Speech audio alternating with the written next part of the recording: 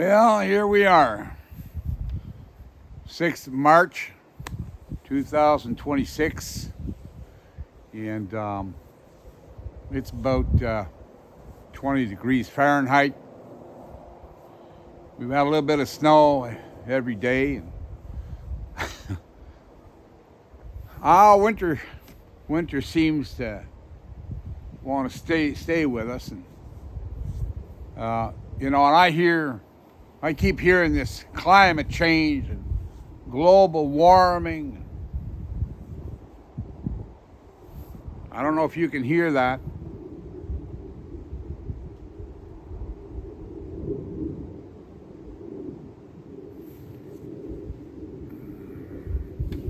Let me just take a look.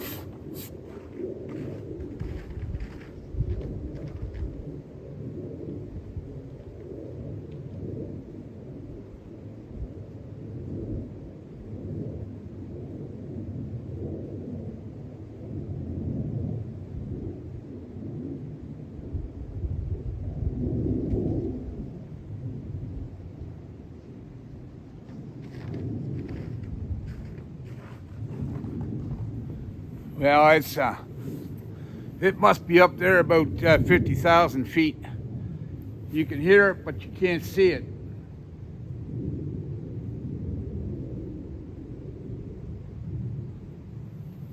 It flies over here. Now, it'll fly over here maybe 2 or 3 times today. And I can guarantee you that tomorrow, on the 7th, there'll be a change in the weather. Whether it be rain or whether it be snow, but there will be a change in the weather. This has been going on for the last maybe 3 or 4 years. I called NAV Canada up. I asked them, I said, could you identify the plane that's flying over here? And they said, no, sir, there ain't no airspace over there where we're at here at the Oasis. No, that's not commercial airspace. So I had a fellow over, and he had a special computer, and when a plane would fly over here, he could identify with the call number. And on several occasions when he was over here, he would identify the plane. The plane had left St. Hubert, flown over here, flown up in the Northern Laurentians, turned around and landed in Mirabel Airport or at the International Airport. The plane wasn't identified as a commercial aircraft. It was just an unknown. It had a call number, but it was unknown. So, I don't take lightly to conspiracies and theories, and I'm the type of person who likes to know the facts before talking about anything. But like I said, this thing about climate change and global warming, I'm beginning to think it's not a hoax, but it's the climate being controlled by somebody. Because like I said, if you don't have any planes flying over here, the weather stays the same. But as soon as you get these flyovers, you get a drastic change in the weather. And like I say, this global warming thing, well, that's complete hogwash. I'm 70 years old, and I remember back to when I was a kid, the weather was the same. It hasn't gotten any colder, hasn't gotten any warmer. We still have snow after Easter, and it still can be cold after Easter. But it's just the way the weather has been acting after these flyovers. We'll get a mini tornado here day after one of these planes flies over here. And I always recognize the plane by the sound of the engines. I don't know too much about planes, but I do know that the engines that they're running are Rolls-Royce engines. They've got this very particular and unique sound, Rolls-Royce. They have this thunderous sound to them. And so I always know when they fly over, it's one of those planes. And I'll say to the wife, I say, well, I guess tomorrow, it's a bright sunny day today, but I guess tomorrow is going to be it's going to be a humdinger tomorrow. We're going to get something tomorrow that's a little strange. High winds, rain that comes down in buckets. And so, I'm, like I said, I